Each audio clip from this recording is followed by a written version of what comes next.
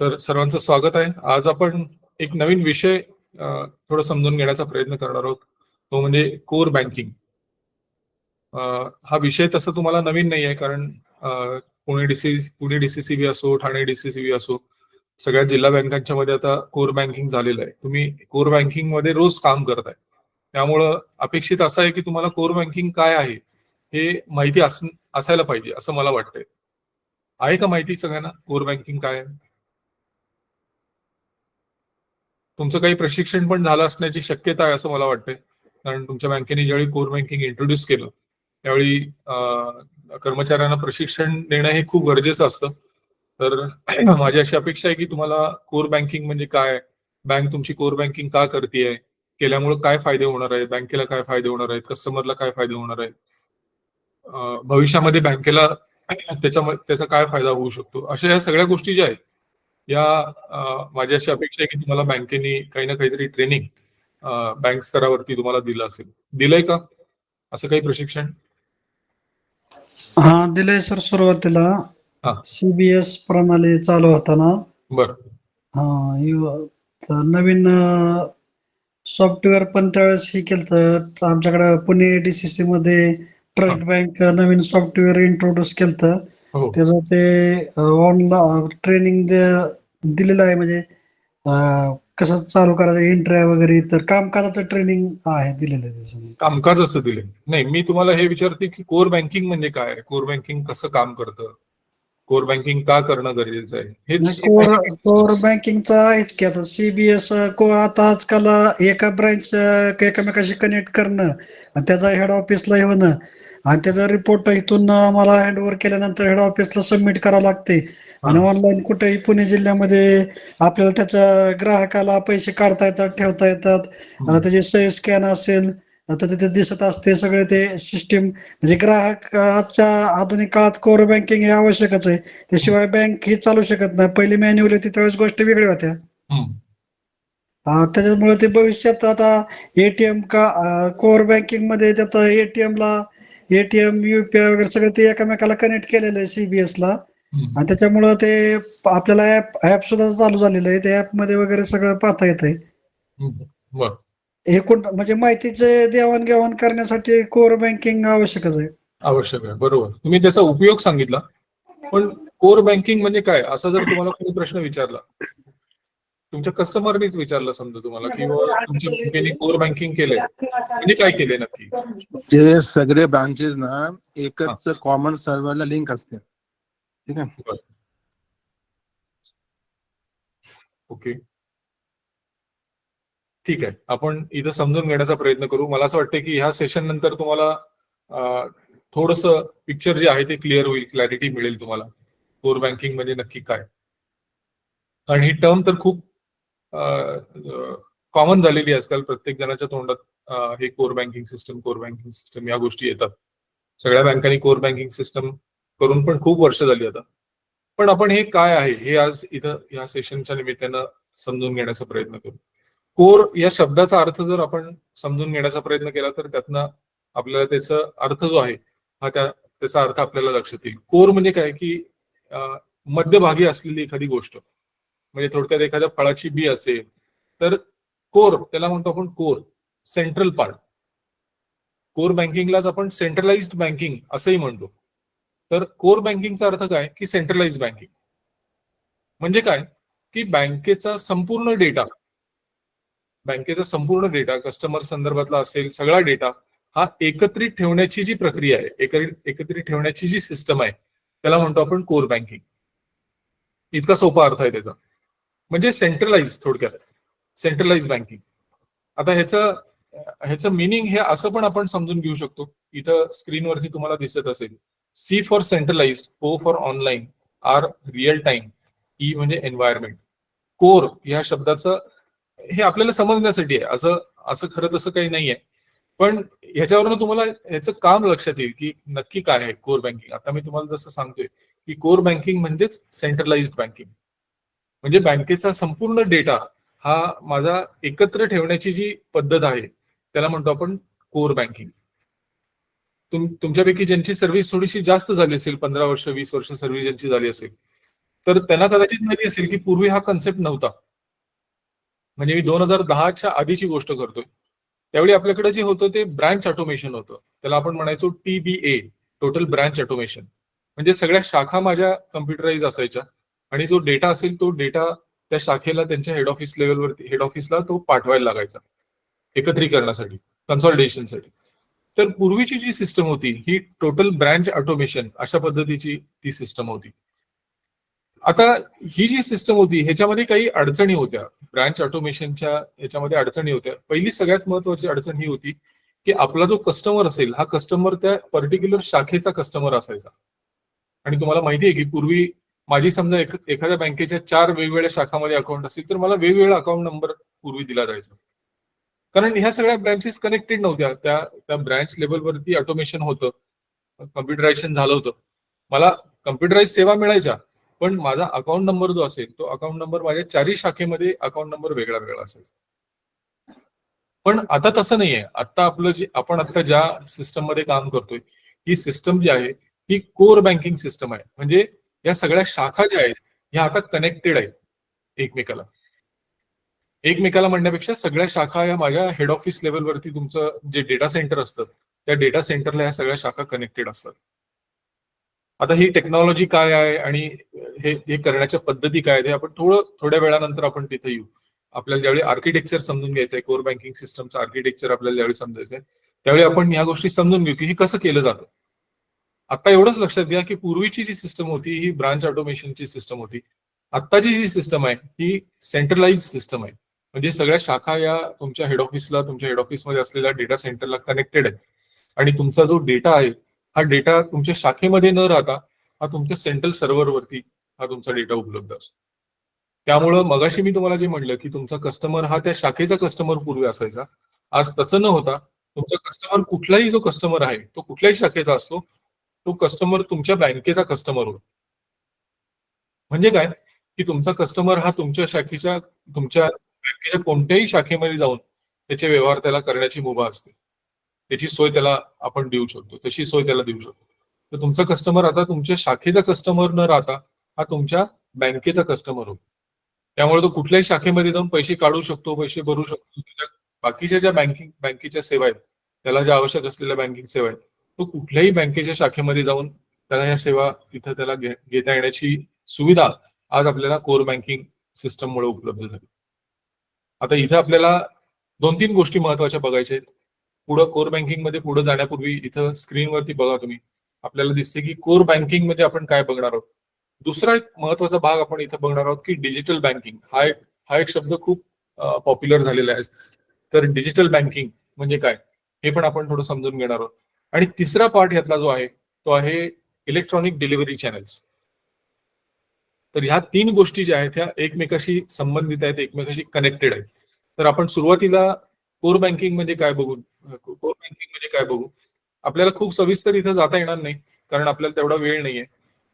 या सगळ्या गोष्टी आपल्याला जर सविस्तर बघायचं झालं तर हा प्रत्येक पार्ट जो आहे त्याच्यासाठी एक सेशन लागेल. पण आपल्याला तेवढा वेळ नसल्यामुळे आपण थोडक्यामध्ये ह्या गोष्टी समजून घेण्याचा प्रयत्न करू. तर कोर बँकिंग म्हणजे काय मी तुम्हाला आता सांगितलं की सेंट्रलाइज बँकिंग.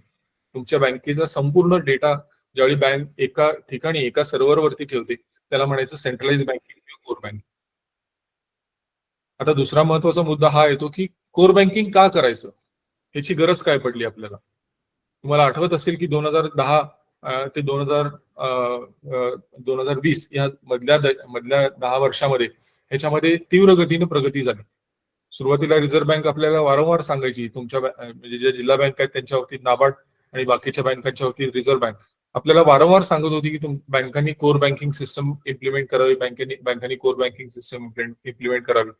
पण प्रगती म्हणावी तितकी प्रगती होत नव्हती. आणि एक वेळ अशी आली की नाबार्डला स्वतः इनिशिएटिव्ह घ्यावा लागला, विशेष करून जिल्हा बँकांच्या बाबतीत. आणि जिल्हा बँकांच्या बाबतीत नाबार्डनं इनिशिएटिव्ह घेऊन ऑलमोस्ट 200 बँका ह्या एकत्रित कोर बँकिंग सिस्टम वरती आणल्या. आणि ह्याचं कारण काय होतं तर तुमच्याकडे जर कोर बँकिंग नसेल तर तुम्हाला हे जे आधुनिक तंत्रज्ञान आहे, आपण जे डिजिटल बँकिंग म्हणतो किंवा इलेक्ट्रॉनिक डिलिव्हरी चॅनल्स म्हणतो, जे आपण आता बघणार आहोत थोड्या वेळानंतर, तर ह्याच्यामध्ये तुम्हाला पार्टिसिपेट करता आलं नसतं इलेक्ट्रॉनिक डिलिव्हरी चॅनल्समध्ये. किंवा डिजिटल सुविधा तुमच्याकडे, तुम्ही आता ज्या डिजिटल बँकिंगच्या सुविधा देत आहे या तुम्हाला देता आल्या नसत्या. म्हणून वारंवार तुम्हाला रिझर्व्ह बँक आणि नाबार्ड वारंवार सांगत होतं की तुम्ही तुमच्याकडे कोर बँकिंग केलं पाहिजे. तर कोर बँकिंग करण्याची आवश्यकता काय होती? पहिली गोष्ट ही की आपल्याला ह्या स्पर्धेत जर टिकायचं असेल, आपल्याला या प्रगत तंत्रज्ञान, जे आपलं प्रगत तंत्रज्ञानामध्ये जी प्रगती होतीये त्याला जर स्वीकारायचं असेल तर माझ्याकडे ही कोर बँकिंग टेक्नॉलॉजीची आवश्यकता होती. हा पहिला मुद्दा झाला. दुसरा मुद्दा जो आहे हा आहे कॉम्पिटिशनचा. आज आज स्पर्धा जी आहे अतिशय तीव्र आहे. आपल्या बँकांचे जर स्पर्धक आपण म्हटलं तर आज आपल्याला स्पर्धा कुणाशी आहे? आपली सर्व प्रकारच्या बँकांची. त्याच्यामध्ये नॅशनलाइज बँका आल्या, पब्लिक सेक्टर बँका आल्या, प्रायव्हेट सेक्टर बँका आल्या, स्मॉल फायनान्स बँका आल्या, पेमेंट बँका आल्या. इतके सगळे बँकांचे प्रकार आहेत. आपण त्यातला एक छोटासा घटक आहोत.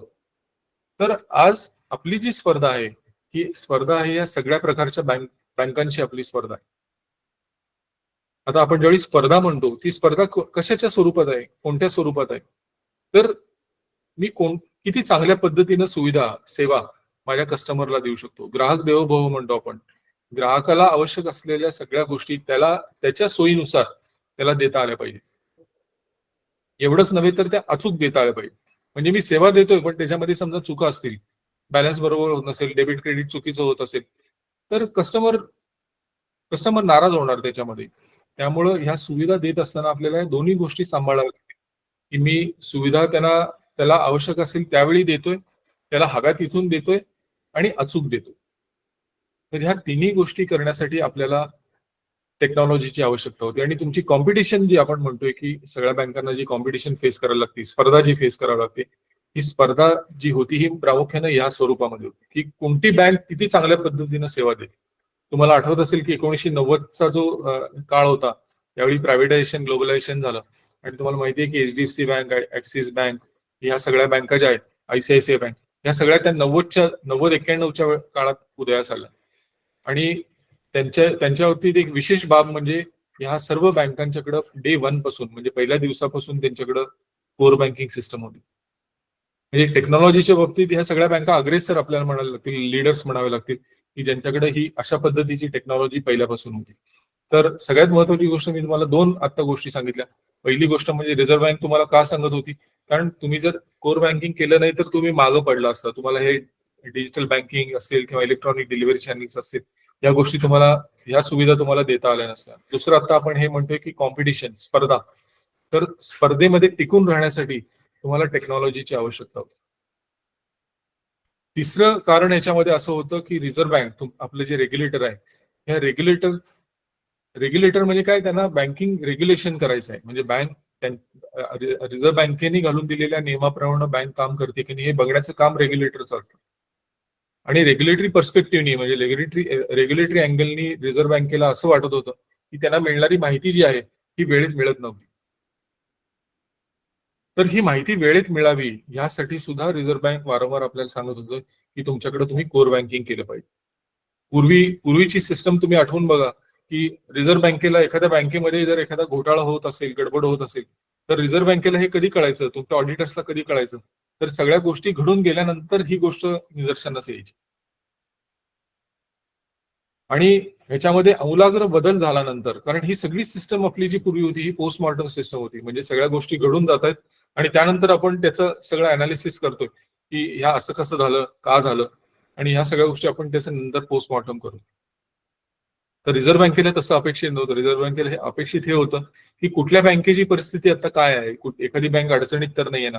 कारण रिझर्व्ह बँकेच्या दृष्टीनं customer protection, customer interest protection ही टॉप प्रायोरिटी आहे. Protection of interest of customer ही त्यांच्या दृष्टीने टॉप प्रायोरिटी. त्यामुळे सुद्धा रिझर्व्ह बँकेने आपल्याला वारंवार ह्या सूचना दिल्या की तुमच्याकडे कोर बँकिंग तुम्ही केलं पाहिजे. आता हीच बाब आपण ज्यावेळी रिझर्व्ह बँकेचं कंट्रोल बद्दल आपण बोलतोय त्याच वेळी आपल्याला आपल्या बँकेच्या मॅनेजमेंटचं कंट्रोल पण आपण इथे लक्षात घेऊ की आपल्या बँकेचं कंट्रोल पूर्वी कसं होतं आणि आता कोर बँकिंग सिस्टम एन्व्हायरमेंटमध्ये कसं झालं. पूर्वी काय व्हायचं की ब्रँचमध्ये ज्या गोष्टी, ब्रँचमध्ये जी ट्रान्झॅक्शन रेकॉर्ड व्हायची त्याची माहिती पिरियॉडिकली हेड ऑफिसकडे, आपल्या मुख्य कार्यालयाकडे आपल्याला पाठवायला लागायची. ती पूर्वी सगळ्यात सुरुवातीला पेपर फॉर्म मध्ये होती, नंतर टोटल ब्रँच ऑटोमेशन झाल्यानंतर हा डेटा तिकडे पाठवला जायला लागला. पण तुमच्या हेड ऑफिस लेवलवरती एक डिपार्टमेंट असं असायचं की त्याला कन्सॉलिडेशन डिपार्टमेंट म्हणायचो आपण. तर हे कन्सॉलिडेशन डिपार्टमेंट काय करायचं की हा सगळा डेटा एकत्रित करून नंतर त्याच्यावरती रिपोर्टिंग व्हायचं.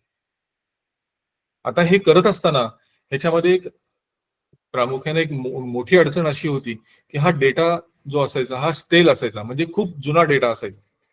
कारण पुणे जिल्हा बँकेचं उदाहरण जर आपण घेतलं, तुमच्या जवळजवळ 300 शाखा आहेत. तर 300 शाखांमधनं डेटा कलेक्ट करण्यासाठी तुम्हाला कमीत कमी एक 15 दिवसाचा तर वेळ लागणार. एक 15 दिवसाच्या वेळ तुम्हाला जो लागतोय डेटा कलेक्ट करण्यासाठी, म्हणजे तो डेटा तुम्ही जो अनालिसिस करताय किंवा कंपाईल करताय हा 15 दिवसापूर्वीचा डेटा तुम्ही अनालिसिस करताय. आणि नॅचरली तुमचे जे निर्णय असतील, तुमच्या संचालक मंडळाचे जे निर्णय असतील ते 15 दिवस जुन्या माहितीवरती आधारित असतील. त्यामुळे निर्णय घेण्यामध्ये चुका व्हायच्या. आणि आज परिस्थिती अशी आहे कोर बँकिंगमुळे, आपण आज बोर्डरूम मध्ये जर आपलं कनेक्शन जिथं आपल्या कोर बँकिंग सिस्टमला जर आपल्याला कनेक्शन असेल तर मी आत्ता माझी लाईव्ह पोझिशन तिथे मी संचालक मंडळाला दाखवू शकतो.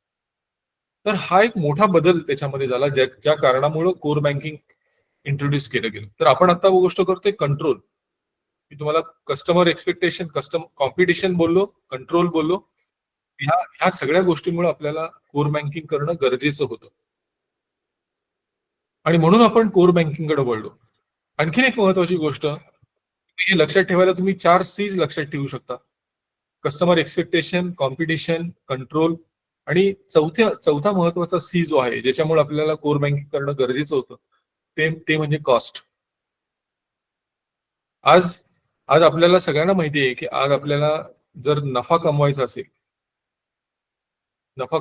तर आपल्याला 2 गोष्टी करणं गरजेचं आहे. नफा जर मला चांगला कमवायचा असेल तर मला माझा बिझनेस वाढवावा लागेल, नंबर 1. आणि हे बिझनेस वाढवत असताना मला माझं कॉस्ट जी आहे ती कॉस्ट कंट्रोलमध्ये ठेवायला लागेल. कॉस्ट कमी असं मी म्हणणार नाही, कारण कॉस्ट कमी आज करणं शक्य नाही आहे. कारण सगळ्या गोष्टी बाहेर जर आपण बघितलं तर बाजारातल्या जे बाकीच्या सगळ्या ज्या गोष्टी आहेत त्याचा भाव वाढतोय. एम्प्लॉयमेंटचे दर वाढतायत, इलेक्ट्रिसिटी वाढते, वॉटर वाढते. तर ह्या सगळ्या गोष्टी वाढतायत आणि असं असताना मी कॉस्ट रिडक्शन हे थोडंसं धाडसाचं ठरेल. मी म्हणून म्हणतोय कॉस्ट कंट्रोल. तर मला माझं जर प्रॉफिट चांगल्या पद्धतीने कमवायचं असेल तर मला माझं व्यवसाय वाढवावा लागेल आणि ते करत असताना मला कॉस्ट पण माझी कंट्रोलमध्ये ठेवायला लागेल. तर माझा तुम्हाला सगळ्यांना एक प्रश्न आहे की तुमच्या बँकेमध्ये आज प्रत्येक ट्रान्झॅक्शन जे होतंय त्या प्रत्येक ट्रान्झॅक्शनसाठी येणारा बँकेला खर्च तुमच्यापैकी कुणाला माहिती आहे का? असं काही असतं हे तर माहिती आहे का की आपल्याला ही कॉस्ट काढावी लागते की माझ्याकडे होणारं प्रत्येक ट्रान्झॅक्शनला माझी बँक किती खर्च करते, याची काही कल्पना कोणाला आहे का? बऱ्याच ठिकाणी आमचा अनुभव असा आहे की आपण या गोष्टी बाबतीत अनभिज्ञ असतो. म्हणजे आपल्याला या गोष्टी माहिती नसतात की असं पण काही असतं का, आपल्याला असं काही करावं लागतं का. तर आपल्याला ह्या गोष्टी समजून घ्याव्या लागतील. म्हणजे काय की तुमच्याकडे एखादा कस्टमर ज्यावेळी कॅश भरायला येतो किंवा कॅश काढायला येतो किंवा चेकबुकची रिक्वेस्ट द्यायला येतो त्यावेळी तुमचं इन्फ्रास्ट्रक्चर तुम्ही वापरत असता. म्हणजे तुम्ही तुमची जागा, इलेक्ट्रिसिटी, त्यानंतर तुमचं बाकी एम्प्लॉयमेंट, मॅन पॉवर, या सगळ्या गोष्टी तुम्ही वापरत असता. आणि ह्या सगळ्या गोष्टीसाठी कॉस्ट आहे. आणि म्हणून आपल्याला हे कॉस्ट काढावे लागतात की माझ्या प्रत्येक प्रकारच्या ट्रान्झॅक्शनला येणारा बँकेचा खर्च किती आहे. तर हे तुम्हाला माहिती पाहिजे. हे जर तुम्हाला माहिती नसेल तर तुम्ही कॉस्ट रिडक्शन कुठनं विचार करता. तर मी तुम्हाला हे सांगत होतो की पहिल्यांदा तुम्हाला तुमचा नफा जर वाढवायचा असेल, नफा जास्त कमवायचा असेल तर तुम्हाला तुमचा व्यवसाय वाढवायला लागेल. ऍट द सेम टाइम तुम्हाला तुमची कॉस्ट जी आहे ती कॉस्ट कंट्रोलमध्ये ठेवावं लागेल, तर तुमचा नफा वाढेल. तर हे करत असताना मी तुम्हाला हे आता सांगण्याचा प्रयत्न करतोय की तुम्हाला पहिल्यांदा माहिती पाहिजे की आजच्या तारखेला माझी कॉस्ट किती आहे. फॉर एक्झाम्पल कॅश विड्रॉलसाठी माझा किती खर्च होतोय, कॅश डिपॉझिट करायला एखादा कस्टमर राहतं त्या ट्रान्झॅक्शनसाठी माझा खर्च किती होतोय, चेकबुकसाठी चेकबुकची रिक्वेस्ट तो द्यायला आला तर त्यासाठी माझा खर्च किती होतोय. तर या गोष्टी तुम्हाला माहिती पाहिजे, तर तुम्ही कॉस्ट कंट्रोल बद्दल विचार करू शकाल. तर ह्या कॉस्ट कंट्रोलमध्ये सुद्धा आपल्याला टेक्नॉलॉजीचा खूप मोठ्या प्रमाणामध्ये उपयोग होतो. तुम्हाला एक उदाहरण द्यायचं झालं तर हे उदाहरण फक्त तुम्हाला मी समजण्यापुरतं देतोय. समजा एखादा कस्टमर तुमच्या शाखेमध्ये येऊन पैसे काढत असेल, आपण असं धरून चालू की ही कॉस्ट प्रत्येक बँकांच्या बाबतीत वेगळी वेगळी असू शकते. तुम्हाला ह्याच्यासाठी कॅल्क्युलेशन करावं लागेल. तर समजा एक आपण असं उदाहरण धरून चालू की एखादा कस्टमर तुमच्या शाखेमध्ये येऊन व्यवहार करत असेल, त्या कॅश विड्रॉलसाठी तुमच्या बँकेला येणारा खर्च आहे समजा 50 रुपये. उदाहरण देतोय मी. आता हाच खर्च जर त्या कस्टमरनी तुमच्या एटीएम वरती जाऊन ट्रान्झॅक्शन केलं तर तुमच्या बँकेसाठी येणारा खर्च हा निम्मा होतो. म्हणजे तुमच्या बँकेला 50 रुपये खर्च जर येत असेल कस्टमर शाखेमध्ये येऊन पैसे काढण्यासाठी, तर तेच ट्रान्झॅक्शन जर त्याचं एटीएम वरती झालं तर त्याला तुमच्या बँकेला येणारा खर्च हा निम्मा होतो, 25 रुपयावरती. कॉस्ट कंट्रोल बद्दल मी आता जे बोलतोय ते हे आहे की तुमचे 25 रुपये स्ट्रेट वाचतात एका ट्रान्झॅक्शनच्या मागे. आणि हेच ट्रान्झॅक्शन समजा जर त्यांनी ऑनलाईन पद्धतीनं केलं, म्हणजे इंटरनेट बँकिंगच्या माध्यमातून असू दे किंवा युपीआयच्या माध्यमातून, आता खूप सारी चॅनेल्स आपल्याला उपलब्ध आहेत, तर त्या ऑनलाईन चॅनेलच्या माध्यमातून जर त्यांनी केलं तर तुम्हाला येणारा खर्च आहे हा फक्त 5 रुपये. म्हणजे 45 रुपये तुम्ही एका ट्रान्झॅक्शनच्या मागे वाचवले. आणि आपण इंग्रजीमध्ये एक म्हण आहे की मनी सेव्ड इज मनी अर्न. म्हणजे काय, तुमच्या बँकेने जर 100 ट्रान्झॅक्शन अशा पद्धतीनं एखाद्या शाखेमध्ये होत असतील आणि त्यापैकी 50 ट्रान्झॅक्शन समजा ही ऑनलाईन होऊ लागली, तर तुम्ही तेवढे 50 गुणिले 45 एवढं तुमचं नेट सेव्हिंग झालं त्याच्यामध्ये. तर ह्या सगळ्या गोष्टी ज्या आहेत, या सगळ्या गोष्टीसाठी आपण कोर बँकिंग अवलंबलं, स्वीकारलं. तर कोर बँकिंग म्हणजे काय आपण सुरुवातीला समजून घेतलं. कोर बँकिंग का केलं पाहिजे हे मी तुम्हाला आता इथे सांगण्याचा प्रयत्न केला. मला वाटतं तुमच्या दोन्ही गोष्टी लक्षात आल्या असतील की कोर बँकिंग म्हणजे दुसरं तिसरं काही नाही तर सेंट्रलाइज बँकिंग. आणि का करायचं हा ऍस्पेक्ट तुम्हाला मी आता इथे सांगितलं. आता यातला तिसरा भाग आपण हा बघूया की हे कसं करायचं, कसं केलं जातं, कोर बँकिंग हे कशा पद्धतीनं केलं जातं. तर कोर बँकिंग इम्प्लिमेंट करण्यासाठी 2 वेगळ्या वेगळ्या पद्धती आहेत. एक आहे डिस्ट्रीब्युटेड प्रोसेसिंग आपण त्याला म्हणतो, आणि एक पद्धत जी असते त्याला आपण म्हणतो सेंट्रलाइज प्रोसेसिंग. तर डिस्ट्रीब्युटेड प्रोसेसिंग जे असतं त्या डिस्ट्रीब्युटेड प्रोसेसिंग मध्ये तुमच्या प्रत्येक शाखेमध्ये एक सर्व्हर तुमच्याकडे असतो आणि तुमच्याकडे सेंट्रल सर्व्हर पण असतो.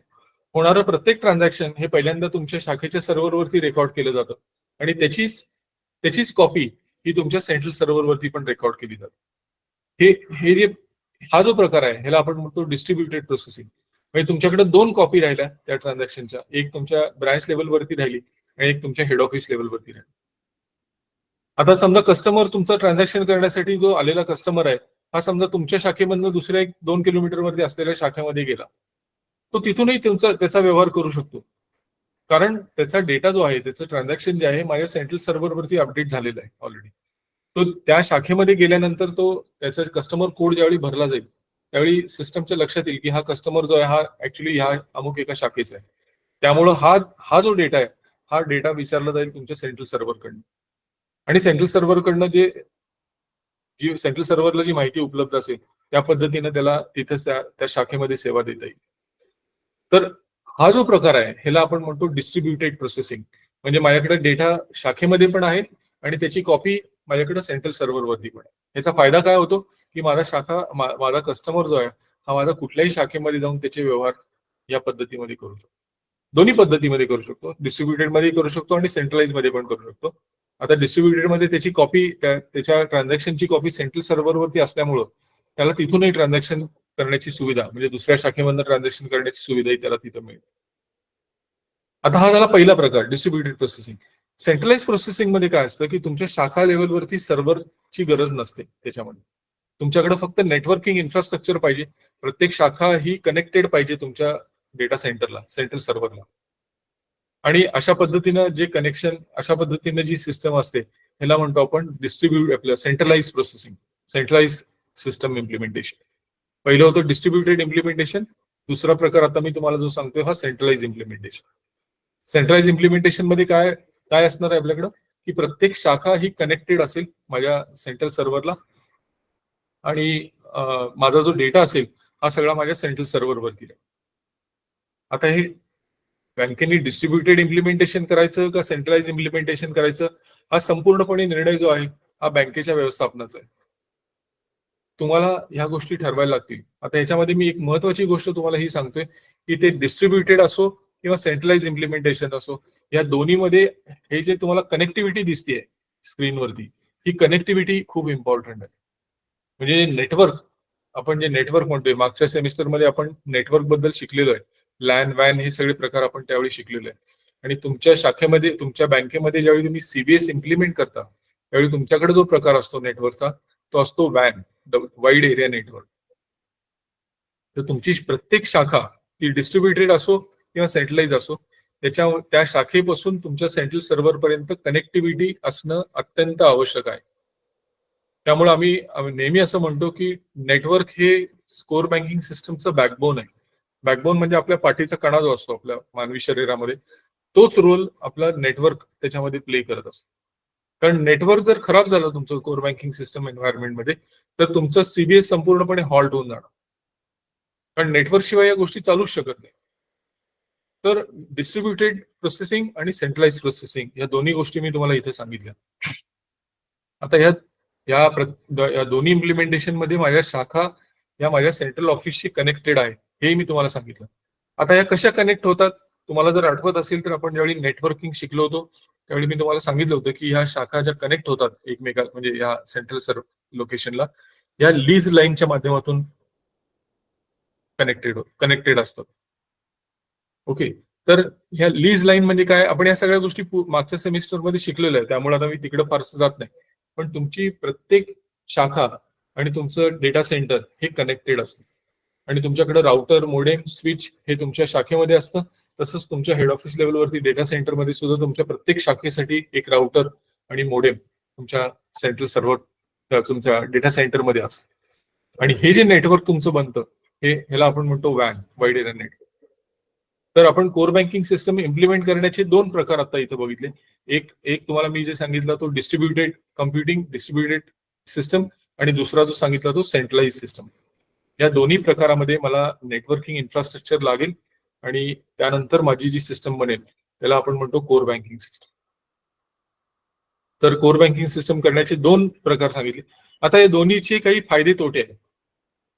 आता तुम्ही म्हणाल की काय डिस्ट्रीब्युटेड सिस्टम मध्ये फायदा काय आणि तोटा काय. तर डिस्ट्रीब्युटेड मध्ये फायदा हा आहे माझ्याकडं की माझ्याकडे माझ्या डेटाची एक कॉपी माझ्याकडे ब्रांच लेवलवरती पण राहते. म्हणजे समजा माझं नेटवर्क बंद पडलं, समजा एखाद्या माझ्या लिंकला काही प्रॉब्लेम आला, तर एक मर्यादित प्रमाणामध्ये मी माझ्या शाखेच्या कस्टमर्सना सेवा कंटिन्यू करू शकतो. जे माझ्याकडे प्युअरली सेंट्रलाइज असेल तर कदाचित त्या केसमध्ये ते शक्य होणार नाही, कारण माझी सिस्टमच बंद पडलेली आहे. त्यामुळे मला कस्टमरला थांबावं लागेल. तर डिस्ट्रीब्युटेड मध्ये आपल्याला हा फायदा आहे की माझ्या सेवा काही प्रमाणामध्ये मी माझ्या कस्टमरला सेवा त्या ह्याच्यामध्ये देऊ शकतो, डिस्ट्रीब्युटेड एन्व्हायरमेंट. दुसरा फायदा याच्यामध्ये हा आहे की माझ्याकडे डेटाची एक कॉपी माझ्याकडे ब्रांच लेवलवरती इथे उपलब्ध आहे. तर असे काही फायदे तुम्हाला डिस्ट्रीब्युटेड कॉम्प्युटिंग मध्ये मिळतात. पण ह्याचे तोटे काय आहेत मग? ह्याच्यामध्ये तोटा हा आहे की माझी इन्व्हेस्टमेंट जी आहे, इन्फ्रास्ट्रक्चर इन्व्हेस्टमेंट जी आहे, ही इन्फ्रास्ट्रक्चर इन्व्हेस्टमेंट माझी वाढते. त्याच्यामध्ये दोन हे असतात, एक कॅपेक्स आणि रेवेक्स. कॅपेक्स म्हणजे मला इनिशियल इन्व्हेस्टमेंट माझी जी असते ती इन्व्हेस्टमेंट माझी डिस्ट्रीब्युटेड कम्प्युटिंग मध्ये, डिस्ट्रीब्युटेड प्रोसेसिंग मध्ये मला जास्त इन्व्हेस्टमेंट करायला लागते. कारण मला प्रत्येक ब्रांचमध्ये मला सर्व्हर पाहिजे, मला युपीएस पाहिजे, या सगळ्या गोष्टी ज्या आहेत मला त्याचा संपूर्ण सेटअप मला प्रत्येक शाखेमध्ये उभा करावा लागतो. तर मला इनिशियल एक्सपेंडिचर पण जास्त आहे आणि ते मेंटेन करण्यासाठी लागणारा खर्च पण मला त्याच्यामध्ये जास्त आहे. तर हा त्याच्यामध्ये फायदा आहे. तुम्हाला मॅनपॉवर तुम्हाला तिथे लागेल. डिस्ट्रीब्युटेड मध्ये तुम्हाला समजा सर्व्हर तुमच्या प्रत्येक शाखेला आहे, तर तुम्हाला तेवढी लोक ते मॅनेज करण्यासाठी तुम्हाला तुमच्याकडे तेवढी लोक पण लागतील. तर इन्फ्रास्ट्रक्चर कॉस्ट आहे, मॅनपॉवर कॉस्ट त्याच्यामध्ये जास्त आहे. तर हे सगळे डिसएडव्हान्टेजेस आहेत डिस्ट्रीब्युटेड प्रोसेसिंग मध्ये. आता ह्याच्यामध्ये जे डिसएडव्हान्टेजेस आहेत हे सगळे ऍडव्हान्टेजेस होतात तुम्ही ज्यावेळी सेंट्रलाइज मध्ये जाता. ज्यावेळी सेंट्रलाइज मध्ये जाता त्यावेळी तुमच्याकडे एकच पॉवरफुल सर्व्हर असतो तुमच्या डेटा सेंटरमध्ये, ऍप्लिकेशन सर्व्हर. तुम्हाला मल्टिपल सर्व्हर्स मध्ये इन्व्हेस्टमेंट करण्याची आवश्यकता नाही. तुम्हाला मल्टिपल लोकेशनला मॅनपॉवर नेमण्याची आवश्यकता नाही. तुमच्याकडे जी काही मॅनपॉवर असेल ती तुमच्या डेटा सेंटरला तुमच्या उपलब्ध असेल. त्यामुळे ती लोक ते सगळं मॅनेज करतील. तर तुमचं मॅनपॉवर कॉस्ट कमी होते, इन्फ्रास्ट्रक्चर कॉस्ट कमी होते, इलेक्ट्रिसिटी कॉस्ट तुमची त्याच्यामध्ये कमी होते. तर एक लॉंग टर्म सोल्युशन जर आपण म्हणलं, लॉंग टर्म साठी जर आपण एखादं सोल्युशन विचार करत असू, तर नेहमी प्युअरली सेंट्रलाइज अप्रोच जो आहे, हा अप्रोच नेहमी बँकांच्याकडनं स्वीकारला जातो. हे करत असताना तुम्हाला आणखीन एक गोष्ट महत्वाची लक्षात घ्यावी लागेल, की कनेक्टिव्हिटी कशी उपलब्ध आहे. मी असं ऐकलं होतं की ठाणे जिल्हा बँकांच्या काही शाखा ज्या आहेत ह्या अतिशय रिमोट लोकेशनला आहेत, म्हणजे आदिवासी एरियामध्ये वगैरे पण आहेत, डोंगरी भागामध्ये आहे. तर अशा ठिकाणी जर तुमच्या शाखा असतील आणि तिथे कनेक्टिव्हिटीचा काही इश्यू असेल, तर कदाचित तुम्हाला डिस्ट्रीब्युटेड अप्रोच तुम्हाला तिथं अडॉप्ट करावं लागेल. काही बँकांनी हायब्रिड अप्रोच पण घेतलेला आहे, म्हणजे डिस्ट्रीब्युटेड आणि काही त्यांच्या शाखा ज्या आहेत त्या डिस्ट्रीब्युटेड मोडमध्ये आहेत, काही शाखा आहे सेंट्रल. तर असंही तुम्ही करू शकता. म्हणजे आपल्याकडे 3 पर्याय आहेत. एक आहे डिस्ट्रीब्युटेड, एक आहे सेंट्रलाइज आणि तिसरा आहे हायब्रिड. तर ह्या तिन्ही गोष्टी तुम्ही स्वीकारू शकता डिपेंडिंग अपॉन तुमची रिक्वायरमेंट काय आहे, तुमची सिच्युएशन काय आहे आणि तुमची मॅनेजमेंट काय ठरवते. या या या गोष्टीवर तुम्ही निर्णय घेऊ शकता की मला नक्की काय करायचंय, डिस्ट्रीब्युटेड करायचंय, सेंट्रलाइज करायचंय का हायब्रिड करायचंय. तर अशा पद्धतीनं हे कोर बँकिंग सिस्टम इम्प्लिमेंट केलं जाऊ शकतं. आता ह्याच्यामध्ये तुम्हाला बऱ्याचशा टर्मिनॉलॉजी ज्या आहेत त्या मी तुम्हाला मागं बोललो होतो की तुमचं डेटा सेंटर जे आहे, डेटा सेंटर म्हणजे काय की तुमच्या सेंट्रल लोकेशनवरती जे एक मेन तुमची जी रूम आहे, कंट्रोल रूम म्हणू आपण त्याला, ज्याच्यामध्ये तुमचे सगळे सर्व्हर्स आहेत. आता सर्व्हर हा एक नसतो नेहमी. तुमच्याकडे ज्यावेळी सीबीएस इम्प्लिमेंट केलेलं असतं, तुमच्याकडे ऍप्लिकेशन सर्व्हर असतो, डेटाबेस सर्व्हर असतो, अँटीव्हायरस सर्व्हर असतो. तुम्ही जर मोबाईल बँकिंग दिलं असेल तर मोबाईल बँकिंग सर्व्हर असतो, इंटरनेट बँकिंग दिलं असेल तर इंटरनेट बँकिंग सर्व्हर असतो, मेल सर्व्हर असतो. असे अनेक सर्व्हर्स तुम्हाला तुमच्या डेटा सेंटरमध्ये बघायला मिळतील. इथं पिक्चरमध्ये पण दाखवलंय, इथं दिसत असेल तुम्हाला की मल्टिपल सर्व्हर्स असतात. आणि हे सगळे कुठं असतात तर तुमच्या डेटा सेंटरमध्ये असतात. आणि डेटा सेंटर हे थोडंसं स्पेशलाइज्ड एन्व्हायरमेंट असतं. डेटा सेंटरमध्ये तुम्हाला प्रिसिजन एसी असतो, त्यानंतर तुम्हाला तिथं फायर फायटिंग इक्विपमेंट जे असतं ते वेगळ्या पद्धतीचं असतं, रोडंट रिपेलेंट सिस्टम असते, वॉटर आपलं फ्लड डिटेक्शन सिस्टम असते. तुम्हाला कधी जर वेळ मिळाला तर तुम्ही तुमच्या डेटा सेंटरला व्हिजिट करा आणि तुमच्या लक्षात येईल की हे सगळं प्रोटेक्टेड एन्व्हायरमेंट असतं. तुमच्या डेटा सेंटरला तुम्हाला डायरेक्ट तुम्ही गेला आणि मला डेटा सेंटर व्हिजिट करायचं आहे म्हणलं तर तुम्हाला परमिशन दिली जात नाही, तुम्हाला आतमध्ये सोडलं जात नाही, कारण हे प्रोटेक्टेड एन्व्हायरमेंट आहे. कोणी जाऊन उद्या जर तिथं काही गडबड केली तर तुमची संपूर्ण बँकेला त्याचा फटका बसू शकतो. त्यामुळं डेटा सेंटरची जी एंट्री असते ही नेहमी रेस्ट्रिक्टेड असते. तुम्हाला तुमच्या मॅनेजमेंटकडनं, तुमच्या अथॉरिटीकडनं, कन्सर्न अथॉरिटीकडनं परमिशन घेऊन तुम्हाला तुमच्या डेटा सेंटरला व्हिजिट करावं लागतं. तुम्ही एम्प्लॉई असला तरी, बाहेरच्या माणसाची तर गोष्टच वेगळी, तुम्ही एम्प्लॉई असला तरी सुद्धा तुम्हाला तुमच्या मॅनेजमेंटची परमिशन घेऊन तुम्हाला डेटा सेंटर व्हिजिट करता येईल. पण माझी सगळ्यांना एक विनंती राहील, एक सूचना राहील की तुम्ही तुमच्या डेटा सेंटरला नक्की कधी ना कधी तरी एकदा व्हिजिट करा. म्हणजे तुम्हाला आता मी ह्या ज्या सगळ्या गोष्टी सांगतोय त्या तुम्हाला तिथं प्रत्यक्षात दिसतील. तर मी तुम्हाला इथं कोर बँकिंगच्या बाबतीत थोडीशी माहिती इथं सांगण्याचा प्रयत्न केला. कोर बँकिंग म्हणजे काय आपण बघितलं, ते का करायला पाहिजे हे बघितलं, आणि कोर बँकिंग सिस्टमच्या आर्किटेक्चर बद्दल आपण ज्यावेळी बोलतोय ते कोणत्या कोणत्या पद्धतीनं आपल्याला हे करता येतं हे तुम्हाला मी इथं सांगितलं. आता हे केल्यामुळं फायदे काय होतात, बँकांना फायदे काय होतात, मगाशी आपण बघितलं का करायचं, तेच फायदे आहेत बेसिकली बँकांची, की ह्या सगळ्या गोष्टी यशस्वीपणे सांभाळण्यासाठी, म्हणजे कॉस्ट कंट्रोल करण्यासाठी, कॉम्पिटिशन फेस करण्यासाठी, कस्टमर एक्सपेक्टेशन फुलफिल करण्यासाठी आपल्याला कोर बँकिंगची गरज. म्हणजे बँकांचे फायदे जर आपण म्हणाल तर हे सगळे बँकांचे फायदे आहेत, मी तुम्हाला जे मगाशी सांगितले. आता कस्टमरचे फायदे त्याच्यामध्ये काय, कस्टमरचे फायदे हे आहेत की त्याला कुठूनही कधीही सेवा ह्या गोष्टीमुळे शक्य झाली. कुठूनही कधी, याचा अर्थ काय की समजा तुमच्या बँकांचे जे एटीएम आहेत, एटीएम हे 24/7 तुमची चालू असतात, म्हणजे 24 तास 7 दिवस तुमची चालू असतात. त्यामुळे पैसे तो तिथून कधीही काढू शकतो. तर हे कशामुळे शक्य झालं, तर तुमच्या कोर बँकिंग सिस्टममुळे शक्य झालं. मी तुम्हाला ते नंतर सांगतो 2 मिनिटात. हे हे करण्यासाठी तुम्हाला कोर बँकिंगची आवश्यकता असते. तर कस्टमरचे फायदे जर आपण म्हणाल तर त्याला एनी टाइम एनीवेअर अशा पद्धतीच्या सेवा त्याला मिळू लागल्या. त्याचा वेळ त्याच्यामध्ये वाचला, क्विक सर्व्हिसेस त्याला उपलब्ध झाल्या. क्विक तर झाल्याच, पण अचूकही झाल्या. म्हणजे त्याच्यामध्ये पूर्वीच्या एरर्स व्हायच्या की मला इंटरेस्ट एका शाखेमध्ये कमी मिळायचं, दुसऱ्या शाखेमध्ये जास्त मिळायचं. तर ह्या सगळ्या ज्या गोष्टी होत्या पूर्वीच्या, त्या सगळ्या गोष्टी मध्ये खूप मोठ्या प्रमाणामध्ये त्याच्यामध्ये बदल झाला. त्यामुळं कस्टमरचे फायदे जर आपण म्हटलं तर त्याचा कन्व्हिनियन्स वाढला, अचूक सेवा त्याला मिळायला सुरुवात झाली. तर हे सगळे फायदे जे आहेत हे सगळे कस्टमरचे फायदे. तर दोन्ही आपण बघितलं की बँकांचे फायदे काय, कस्टमरचे काय फायदे. तर हे आपण थोडंसं कोर बँकिंग म्हणजे काय आपण इथे समजून घेण्याचा प्रयत्न केला. यातला दुसरा पार्ट जो आहे तो आहे डिजिटल बँकिंगचा. आता डिजिटल बँकिंग म्हणजे काय, की जिथं आपण ही कम्प्युटराइज्ड गोष्टी आपण म्हणजे कम्प्युटराइज सेवा किंवा कम्प्युटरने नेटवर्किंग वापरून आपण ज्या सुविधा आपण देतो त्याला आपण म्हणतो डिजिटल बँकिंग. उदाहरणार्थ काय, आपण जे एटीएमच्या सुविधा देतो, इंटरनेट बँकिंगच्या सुविधा देतो, मोबाईल बँकिंगच्या ज्या सुविधा देतो, या सगळ्याला आपण म्हणू शकतो की हे सगळे डिजिटल बँकिंग चॅनल्स आहेत. तर ह्या सगळ्या डिजिटल माध्यमातून आपण ह्या सेवा आपल्या कस्टमरला देत असतो. आता तुम्ही म्हणाल की ह्याचा आणि कोर बँकिंगचा काय संबंध आहे, तर ह्याचा आणि कोर बँकिंगचाच तर संबंध आहे. कारण तुम्हाला माहिती आहे की आज आपल्या बँकेचे ग्राहक हे दुसऱ्या कोणत्याही बँकेच्या एटीएम वरती जाऊन पैसे काढू शकतात. ही सुविधा आपल्याला कशामुळे शक्य झाली, तर ह्या सगळ्या बँका ज्या आहेत या सगळ्या बँका ह्या एका सेंट्रल सर्व्हरला कनेक्टेड आहेत, एका सेंट्रल प्रणालीला, एका सेंट्रल सिस्टमला कनेक्टेड आहेत. त्याचं नाव आहे NFS. तुम्ही नाव ऐकलं असेल, नॅशनल फायनान्शियल स्विच म्हणतात त्याला. NPCIच्या माध्यमातून ही सेवा दिली जाते. आणि त्यामुळं आज पुणे जिल्हा बँकेचा कस्टमर SBIच्या एटीएम वरती जाऊन व्यवहार करतो, SBIचा कस्टमर तुमच्या बँकेच्या एटीएम वरती व्यवहार करतो.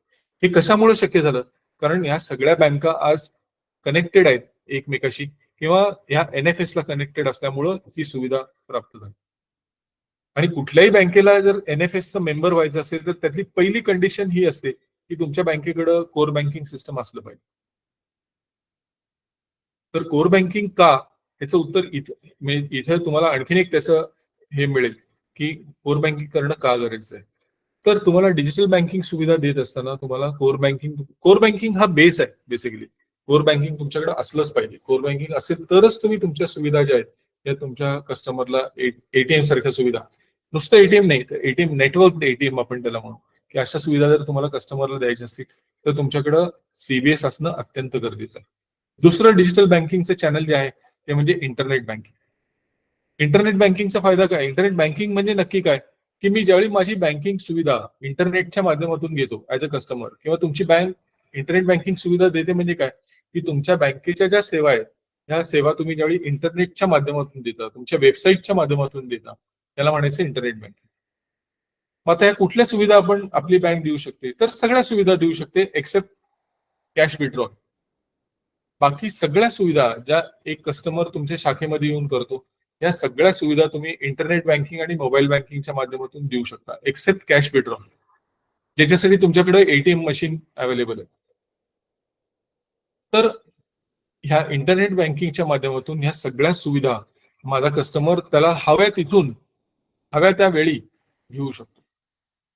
त्याच्याकडे काय असणं आवश्यक आहे, फक्त त्याच्याकडे कम्प्युटर असणं आवश्यक आहे आणि मोबाईल बँकिंग वापरत असेल तर मोबाईल त्याच्याकडे पाहिजे आणि इंटरनेटची कनेक्टिव्हिटी पाहिजे. मग आता तुम्ही म्हणाल की हे कसं चालतं नक्की, तर मी मगाशी तुम्हाला जसं म्हणलं की तुमच्याकडे तुमच्या कोर बँकिंग सिस्टमचा ऍप्लिकेशन सर्व्हर आहे, त्याच्या मागे तुमचा डेटाबेस सर्व्हर आहे.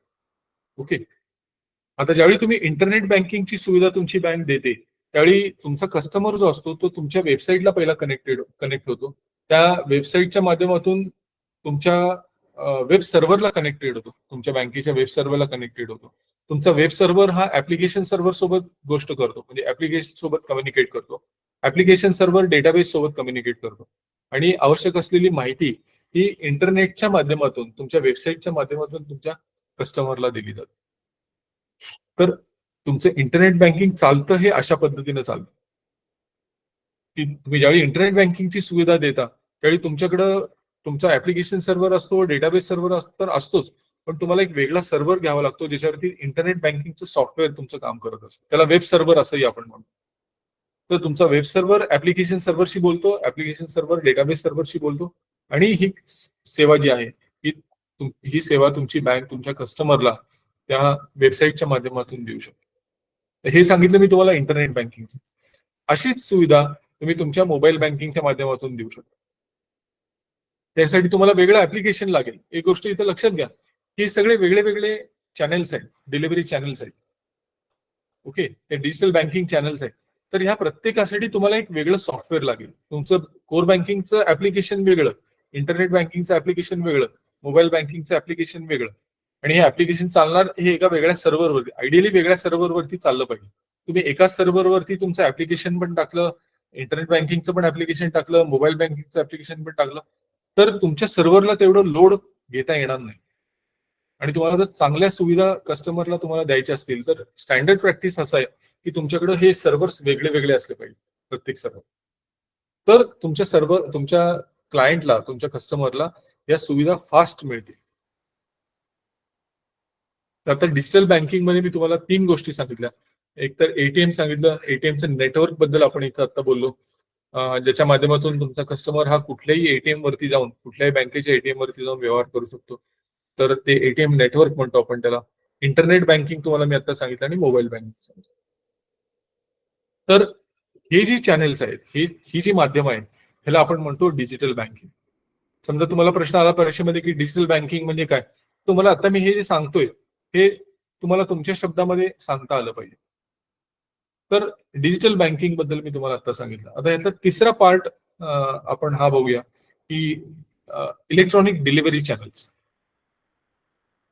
आज आपल्या सगळ्यांना माहिती आहे की NPCI म्हणजे national payment corporation of India या संस्थेची स्थापना 2012, माझ्या आठवणीप्रमाणे 2012 मध्ये झाली.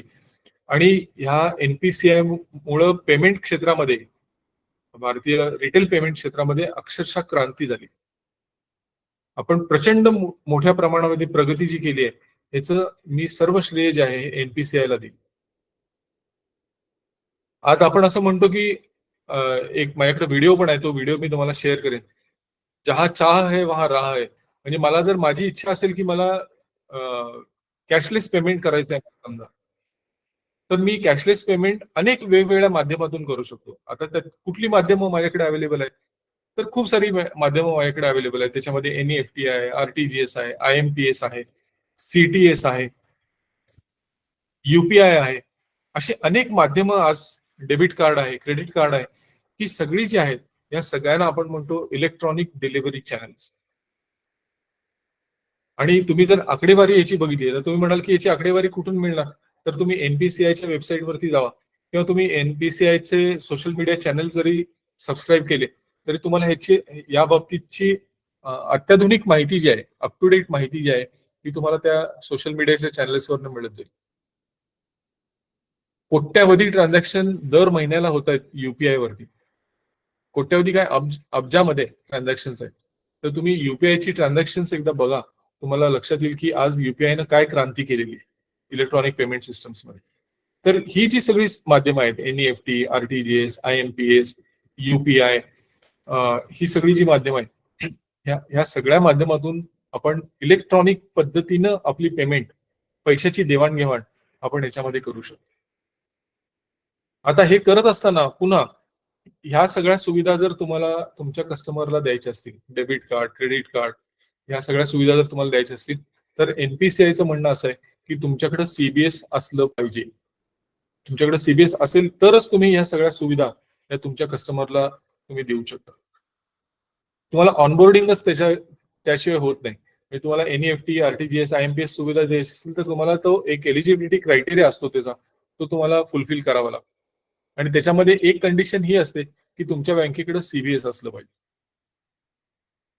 तर CBS का, ह्याचा आणखीन एक मुद्दा, आणखीन एक पॉईंट तुम्हाला आता इथे मी हा सांगतोय की तुम्हाला जर ह्या इलेक्ट्रॉनिक पेमेंट सिस्टमच्या माध्यमातून काही सेवा तुमच्या कस्टमरला द्यायच्या असतील, ज्या तुम्ही आता ऑलरेडी देताय, NEFT, RTGS, IMPS या सगळ्या सुविधा तुम्ही देताय, पण देण्यासाठी तुम्हाला तुमच्याकडे CBS असणं अत्यंत गरजेचं होतं. ते CBS तुमच्याकडे आहे म्हणून तुम्ही या सेवा तुमच्या कस्टमरला आज देऊ शकता. तर हा जो पार्ट आहे हा आहे इलेक्ट्रॉनिक डिलिव्हरी चॅनल्स आपण त्याला म्हणू, किंवा इलेक्ट्रॉनिक पेमेंट सिस्टम्स म्हणू. आता हा थोडासा आपण इथे समजून घेण्याचा प्रयत्न करू की हे काय आहे नक्की. NEFT म्हणजे काय? NEFT म्हणजे national electronic fund transfer, NEFT. RTGS म्हणजे real time gross settlement system. आता या दोन्हीत फरक काय? तर दोन्हीत फरक हा आहे की NEFT ही बॅच प्रोसेसिंग सिस्टम आहे. म्हणजे याच्यामध्ये जशा रिक्वेस्ट येतात कस्टमरच्या, ह्या एकत्रित केल्या जातात आणि प्रत्येक अर्ध्या तासाला एक बॅच प्रोसेस केली जाते. पूर्वी हे फक्त दिवसात 8 तास व्हायचं, पण आता सध्या ही सिस्टम 24/7 चालू असते. तुम्ही मध्यरात्री उठून सुद्धा एनईएफटी करू शकता. तर ही बॅच प्रोसेसिंग सिस्टम आहे. ह्याच्यामध्ये थोडं डिले, म्हणजे एक साधारण अर्धा ते तासाभराचा डिले असू शकतो. कधी कधी पटकन पण होऊन जाईल ट्रान्झॅक्शन. त्यात तुमच्या नेक्स्ट बॅचला जर लगेच ट्रान्झॅक्शन ते थ्रू झालं तर कधी कधी तुम्हाला थोडासा वेळ लागतो हे ट्रान्झॅक्शन थ्रू होण्यासाठी. आणि दुसऱ्या याच्यामध्ये वेळ लागण्यासाठी कारण असं असू शकतं की तुमची बँक जर डायरेक्ट मेंबर नसेल या सिस्टमचा, नॅशनल क्लिअरिंग हाऊसचा, तर त्याच्यामध्ये थोडा डिले तुम्हाला असू शकतो. समजा तुम्ही सब मेंबर असाल तर तुमच्या बँकेमधून पहिल्यांदा तुमच्या पेरेंट बँकला जाईल, पेरेंट बँकमधून ही माहिती नॅशनल क्लिअरिंग हाऊसकडे जाईल. त्यामुळे कदाचित थोडा डिले तुम्हाला एनईएफटी सिस्टम मध्ये असू शकतो. आरटीजीएस म्हणजे काय की real time gross settlement system आहे.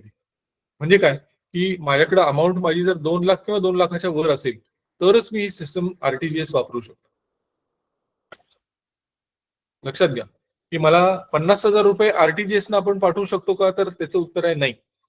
आपण खूप कॉमन वापरतो हा शब्द की मी 50,000 रुपये आरटीजीएस केले, तर 50,000 रुपयाची आरटीजीएस होत नाही. 50,000 रुपयाची एनईएफटी करावी लागते आपल्याला, किंवा आयएमपीएस पण करू शकता तुम्ही. पण 50,000 रुपयाची आरटीजीएस होत नाही, ही गोष्ट तुम्ही लक्षात ठेवा. आणि उलट नाही आहे याच्यामध्ये. समजा मला 3 लाख रुपये पाठवायचे एनईएफटीने पाठवायचे तर मी एनईएफटीने पाठवू शकतो. त्याला तुम्हाला अडचण नाही. बऱ्याच लोकांच्या मनामध्ये असं एक कन्फ्युजन आहे की 2 लाखाच्या आत असेल तर मला एनईएफटीच वापरावं लागेल. तर असं काही नाहीये. तुम्हाला 2 लाखाच्या वरची अमाऊंट असेल ती सुद्धा तुम्ही एनईएफटीने पाठवू शकता. ही 2 चॅनेल्सच वेगळी आहेत पूर्णपणे. पण आरटीजीएसच्या माध्यमातून मला जर पैसे पाठवायचे असतील तर इथे एक गोष्ट आपल्याला लक्षात ठेवायची की ते 2 लाख किंवा 2 लाखाच्या वरच अमाऊंट त्याच्यामध्ये पाहिजे. तर एनईएफटी आणि आरटीजीएस मी तुम्हाला आता इथं सांगितलं. तिसरा प्रकार जो आहे तो आहे आयएमपीएस. त्याला म्हणतो आपण इमिजिएट पेमेंट सिस्टम. ह्याच्यामध्ये पण रिअल टाइम ट्रान्झॅक्शन होतं. तुम्ही ज्यावेळी कधी पैसे आयएमपीएस नी पाठवता, हे रिअल टाइम प्रोसेसिंग असतं. पुढच्या क्षणाला त्या रिसिव्हरच्या खात्यामध्ये ते पैसे जमा होतात. तर ही जी सुविधा आहे ह्याला म्हणतो आपण इमिजिएट पेमेंट सिस्टम, म्हणजेच आयएमपीएस. आणखीन एक प्रकार जो चेक क्लिअरिंग मध्ये एक प्रकार जो आला तो म्हणजे सीटीएस. सीटीएस म्हणजे चेक ट्रंकेशन सिस्टम. पूर्वी आपल्याला चेक क्लिअर व्हायला, लोकल चेक क्लिअर व्हायला 8 दिवसाचा वेळ लागायचा. आउटस्टेशन क्लिअर व्हायला 2 आठवड्याचा कालावधी लागायचा. समजा डिस्टन्स लांब असेल तर कधी कधी महिना पण लागायचा.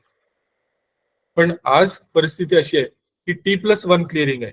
म्हणजे आज तुम्ही चेक जमा केला की तुम्हाला कदाचित त्या दिवशी पण होईल क्लिअरिंग त्याचं, किंवा जास्तीत जास्त उद्याच्या दिवशी क्लिअरिंग. तर हे कशामुळे शक्य झालं, तर ह्या चेक ट्रंकेशन सिस्टम सीटीएस मुळे हे शक्य झालं. तुम्ही तुमचं चेकबुक जर कधी काळजीपूर्वक बघितलं असेल तर त्याला डाव्या हाताला बाजूला लिहिलेलं असतं की सीटीएस 2000 स्टँडर्ड. म्हणजे 2000 सालापासून ही सिस्टम लागू आहे. 25 वर्ष झाली आहे या गोष्टीला आपल्याला लागू करून. तर सीटीएस 2000 स्टँडर्ड असतं आणि ते स्टँडर्ड वापरून ही सिस्टम इम्प्लिमेंट केलेली आहे. तर ते सीटीएस 2000 स्टँडर्ड. तर हे चेक क्लिअरिंगसाठी ही सिस्टम आहे. आणि सगळ्यात पॉप्युलर असलेली सिस्टम म्हणजे युपीआय. युपीआय म्हणजे काय, युनिफाईड पेमेंट इंटरफेस. ही जी टेक्नॉलॉजी आहे ही ह्याचा बेस जो आहे तो आयएमपीएसचा बेस आहे. एनईएफटी, आरटीजीएस, त्याच्यावरची पुढची स्टेप म्हणजे आयएमपीएस. आणि आयएमपीएस नंतर जी टेक्नॉलॉजी डेव्हलप झाली ती म्हणजे युनिफाईड पेमेंट इंटरफेस. आणि या युनिफाईड पेमेंट इंटरफेसनं संपूर्ण देशामध्ये आपल्या क्रांती करून टाकलेली आहे. आणि आज सर्वसामान्यांच्या पर्यंत ही टेक्नॉलॉजी पोहोचली. अगदी आपल्या कोपऱ्यावरती असलेला पानवाला, भाजीवाला, आपल्या घरात काम करणारी बाई, एखादी काम करणारी व्यक्ती, हे सगळेजण आज आपण हे गुगल पे, भीम, फोन पे या सगळ्या गोष्टी आपण सहजपणे वापरतो. आणि हे सगळे पेमेंट सर्व्हिस प्रोव्हायडर आहेत. पीएसपी म्हणतो आपण त्याला, पीएसपी, पेमेंट सर्व्हिस प्रोव्हायडर्स. तर ह्या सगळ्या ज्या कंपन्या आहेत, या सगळ्या कंपन्या ही युपीआय टेक्नॉलॉजी वापरतात. ही कोणी डेव्हलप केली, तर एनपीसीआयने ही टेक्नॉलॉजी डेव्हलप केली. आणि हे सगळे सर्व्हिस प्रोव्हायडर्स आहेत बेसिकली. ओके, तर गुगल पे असेल, फोन पे असेल, भीम असेल, तर ह्या सगळ्या गोष्टी ज्या आहेत हे सगळे युपीआय म्हणजे युपीआय ऍप्लिकेशन्स आहेत. तर ह्या माध्यमातून पैसे जे आहेत आपण हे युपीआय टेक्नॉलॉजी वापरून आपण हे पैसे पाठवू शकतो. तर इलेक्ट्रॉनिक डिलिव्हरी चॅनल्स बद्दल मी तुम्हाला थोडंसं आता इथे सांगितलं. आणि इलेक्ट्रॉनिक डिलिव्हरी चॅनल्समध्ये आणखीन एक गोष्ट जी डेबिट आणि क्रेडिट कार्ड आपण जे म्हणतो तर आपण प्लास्टिक मनी म्हणतो. तर आज आपण कार्ड वापरून सुद्धा या सगळ्या गोष्टी आपण करू शकतो. पण कार्ड असेल, तुमचं एटीएम असेल, या सगळ्या गोष्टी आज जर तुम्ही बाहेर बघितल्या तर युपीआय मुळे ह्या सगळ्या गोष्टी हळूहळू रिडंडंट होत आहेत का काय अशी शंका येते. म्हणजे आजकाल मॅक्झिमम लोक जर आपण बघितलं तरी मॅक्झिमम लोक हे युपीआय च्या थ्रू पेमेंट करत असतात. तर बेसिकली मी तुम्हाला आता ह्या मागच्या एका तासाभरामध्ये हे सांगण्याचा प्रयत्न केला की कोर बँकिंग सिस्टम म्हणजे काय, कोर बँकिंग सिस्टम आपण का केली पाहिजे, त्यानंतर कोर बँकिंग सिस्टम आपण कुठल्या पद्धतीने करू शकतो, दोन वेगवेगळे आर्किटेक्चर्स काय, तीन ती तीन आर्किटेक्चर्स आपण इथं आता समजून घेतली की डिस्ट्रीब्युटेड, सेंट्रलाइज आणि हायब्रिड. तर कोणत्या कोणत्या पद्धतीने करू शकतो, त्याच्यामध्ये कोर बँकिंग केल्यामुळे फायदे काय आहेत आपण हे बघितलं, कस्टमरला काय फायदे आहेत, बँकेला काय फायदे आहेत हे आपण समजून घेण्याचा प्रयत्न केला. नंतर आपण डिजिटल बँकिंग म्हणजे काय हे थोडंसं आपण समजून घेतलं. मी पुन्हा एकदा तेच सांगतोय तुम्हाला की हे तिन्ही विषय खूप मोठे आहेत, त्याच्याबद्दल एक एक सेशन अख्खा त्याच्यासाठी होऊ शकतो. पण मी तुम्हाला इथे त्याचं एक ब्रीफ देण्याचा प्रयत्न केलाय, तुम्हाला समजावून सांगण्याचा प्रयत्न केलाय. तर त्याच्यामध्ये ATM, internet banking, mobile banking, ह्या सगळ्या ज्या सुविधा आहेत ह्याला आपण म्हणतो digital channels, digital banking channels. तर या माध्यमातून तुम्ही डिजिटली सेवा तुमच्या कस्टमरला देऊ शकता.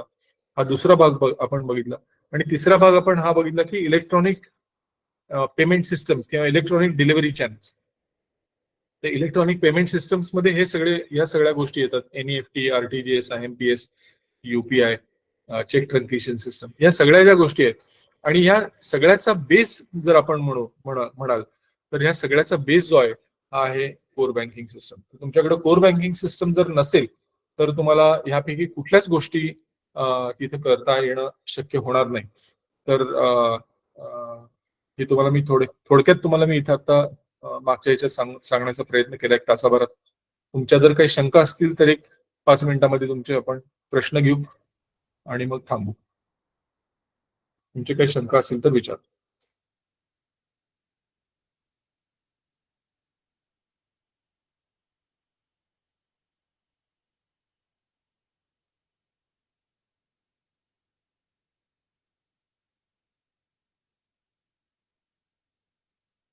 तुम्हाला समजलं का पहिली गोष्ट, कोर बँकिंग हे तुमचं कोर बँकिंग सिस्टमचं पहिलं जे अंडरस्टँडिंग होतं आणि आता मी तुम्हाला जे सांगितलं त्याच्यामुळं काही जास्त काही गोष्टी तुम्हाला समजल्या का, ह्या सगळ्या गोष्टी तुम्हाला माहिती होत्या?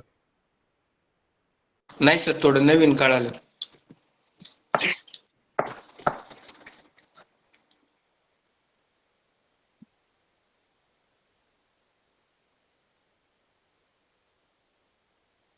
अजून काही प्रश्न, कोणाला काही विचारायचं आहे?